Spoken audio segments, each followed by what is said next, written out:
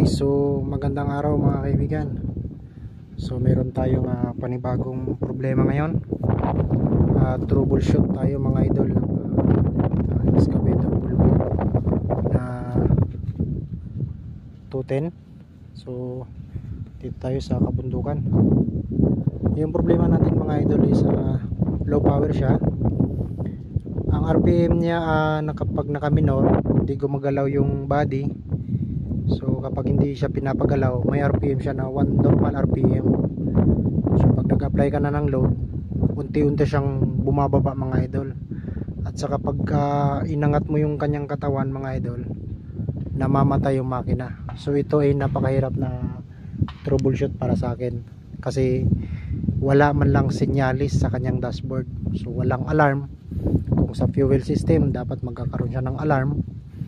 Kung kulang ang hydraulic, magkakaroon siya ng alarm.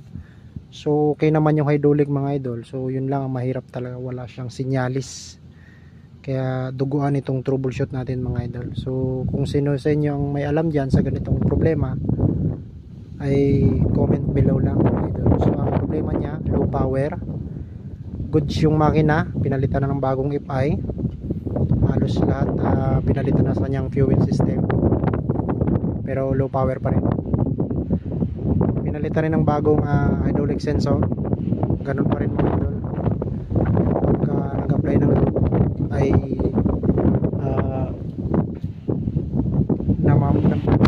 namamatay yung makina, mababa yung ilaw. So kapag tinigil naman ang pag-apply ng load, bumabalik naman yung kanya normal namin ng mga idol, normal RPM niya. So pag sinit mo sa 1,800 RPM, nag-apply ka ng load, bababa yun hanggang sa mamatay.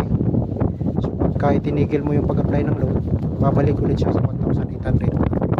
So comment below sa mga may alam dyan mga idol. Unit natin is excavator is 210 mga idol.